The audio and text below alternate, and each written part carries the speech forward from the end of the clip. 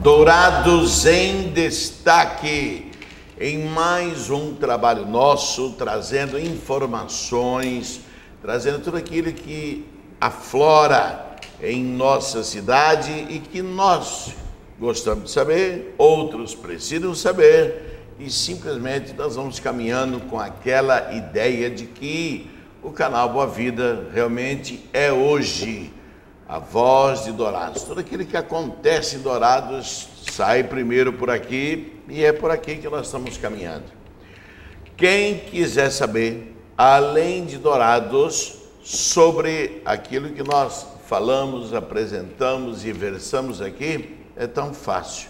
www.canalboavida.com.br. Você vai ver no Japão, na Austrália, em tudo quanto é lugar por aí. Lembrando mais uma vez, quando eu lembro, tudo bem. Eu peço até as pessoas que gostariam, fala, Berê, manda um abraço, tal. Parece meio chulo, mas não é não, tá? Você pode ligar aqui, 3422-0060, que a gente vai lembrar. Então, de vez em quando a gente lembra, porque tem amigas minhas lá de Goiânia, a Beth, a Ana Lúcia, o Robson, e tantos por aí desse mundo abaixo aí, São Paulo, a Lúcia Pazotti, um mondaréu de gente aí que acompanha e fala, pô, manda um abraço para mim e tal, e aí tu não lembra.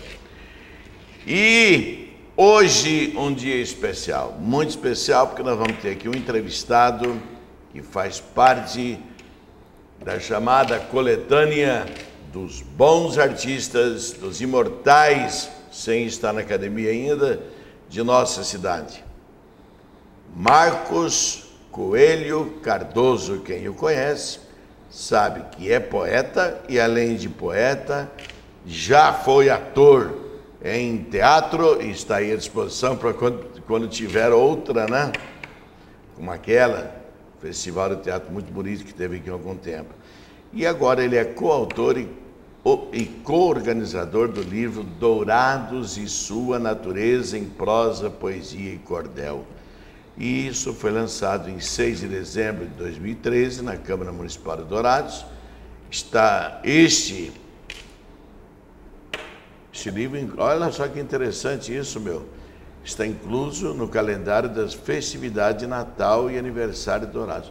O interessante é o seguinte, aquilo que nós temos, se nós não mostramos, como é que nós vamos conhecer? Meu amado e querido, outro dia nós estivemos presente no lançamento ali do livro de nossa amiga Marise Andreata, e ali aqui eu fiquei assim, com aquela vergonha lascada, porque todo mundo falava de você. Eu falei, quem é esse Marcos que eu não conheço ainda?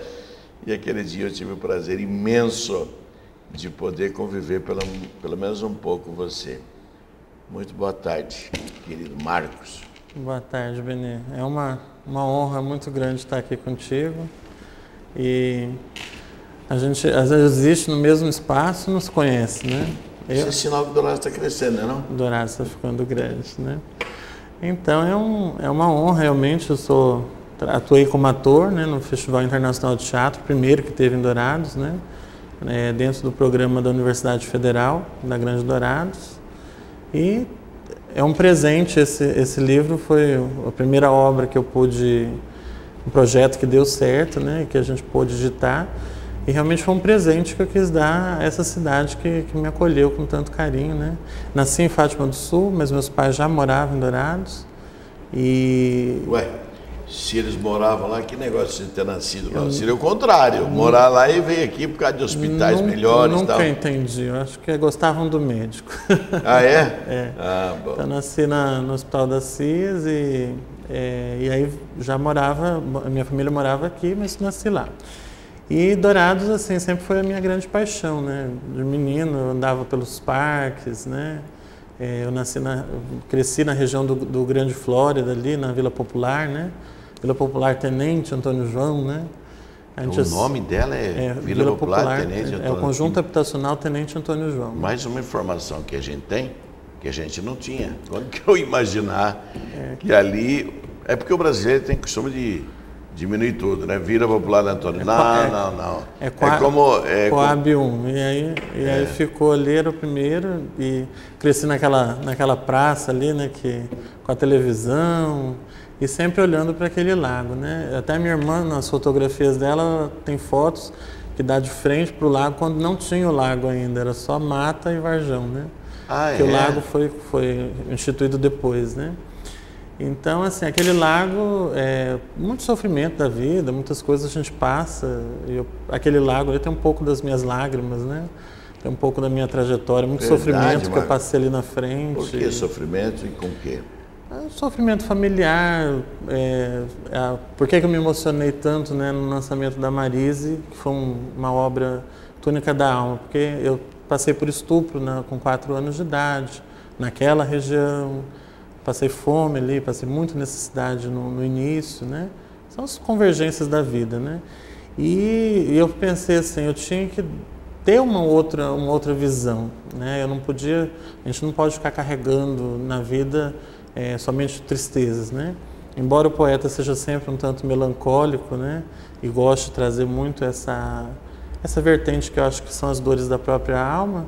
Então esse livro foi uma maneira de traçajar um novo olhar e uma nova perspectiva. Não só olhando para o lado negativo que a maioria das pessoas olham, né?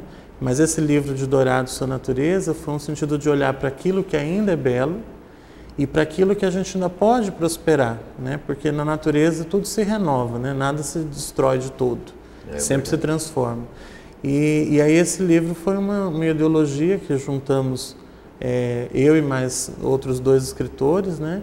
O Rubens Corim, que é um escritor evangélico, e a Ruth Helma, que é consagradíssima, né? Que a gente vai acompanhando as obras dela de ano em ano, né? Com a literatura de cordel fantástica. Fantástica, né? E ela destaca agora na literatura infantil também, acabou de retornar da Argentina. Eu falei para ela, vai ter que vir aqui para contar como é que foi lá. Chegou no sábado, né? E a gente está com muito contato, né? Que o pessoal da Argentina... Eu fui 2 vezes na Argentina, né? Em 2012, a gente foi num congresso com 17 países e fomos muito bem recebidos, né? Até então eu tinha um bloqueio grande de mostrar qualquer coisa que eu escrevesse, né? Por quê? Eu nunca não fiz letras e a gente tinha muito aquela coisa da universidade que... o preciosismo, nada que você escreve, você não, se o crítico não aprovar, você não existe, né, e tal. Eu eliminava tudo que escrevia. E aí com esse livro, a Ruth Helma falou assim, você escreve, né? Eu falei assim, olha, realmente eu escrevo. E aí eu escrevi e fui para a Argentina com meu primeiro poema escrito para o público, né? Uma Gota de Água na Folhagem. 15 páginas de poema, né? Eu falei assim... Um só poema com 15 páginas? Um só poema, 15 páginas. Que coisa linda, meu. E aí eu escrevi... Uma gota de água na folhagem. E aí eu fui para a Argentina, fiz a leitura, a audição, né, 5 minutos que a gente tem na banca, porque são muitos escritores. E eu fui aclamadíssimo lá, assim, muito bem acolhido.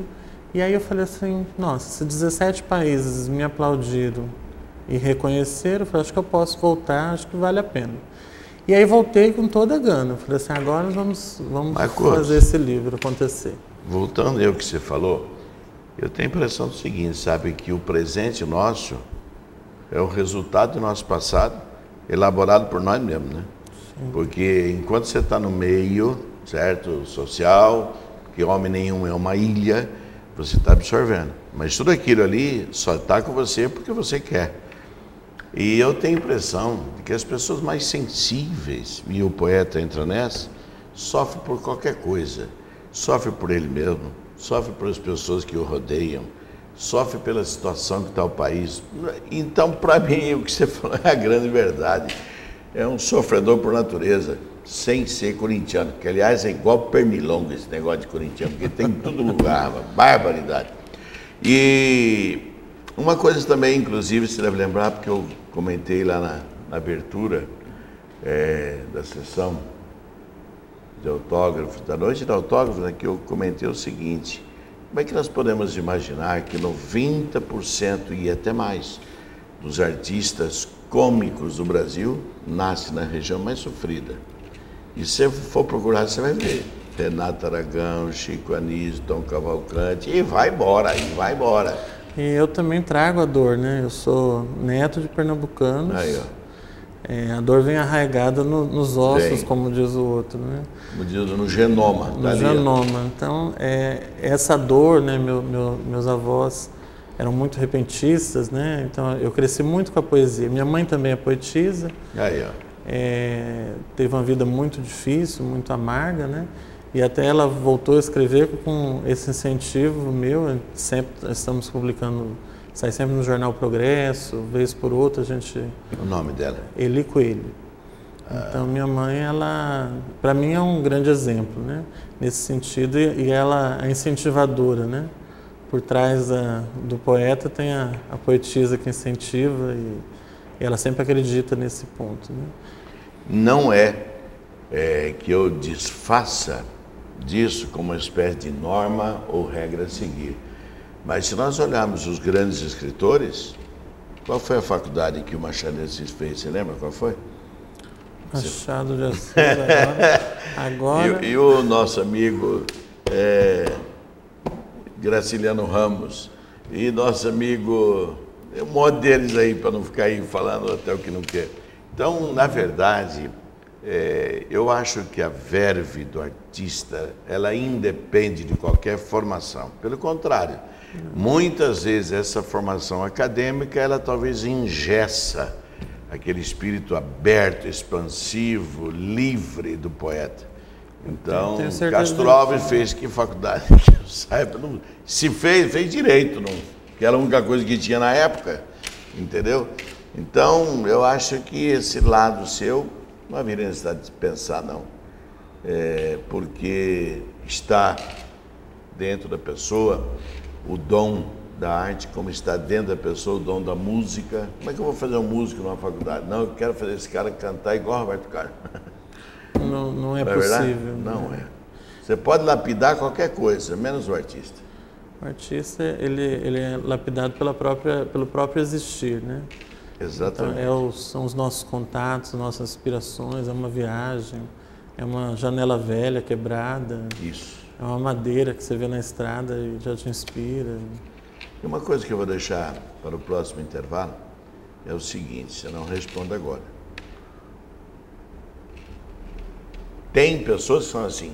Você, por exemplo, quando está naquele dia triste, com aquela chuvinha caindo, quase fria o tempo, você se inspira mais? Depois você conta para nós, depois do nosso intervalo. Dourados em Destaque. Hoje vai ser uma aula aqui de literatura, viu? Porque nós vamos saber o que é trova, soneto, poesia, poema, cordel e tanta coisa que existe por aí. E quem está no métier sabe exatamente como diferenciar uma coisa da outra. E eu acho o seguinte, sabe, que em tempos passados, memoráveis da literatura brasileira, não sei se voltaríamos a ter igual. Olavo Bilac, príncipe dos poetas. Será que vai ter alguém que um dia escreva como aquele homem escrevia? Segundo, depois também você pode falar disso, né? Mas por que esses poetas morreram tão cedo? Cedíssimo. Demais de dar conta de cedo. Dourados, ele está que vai e volta já já.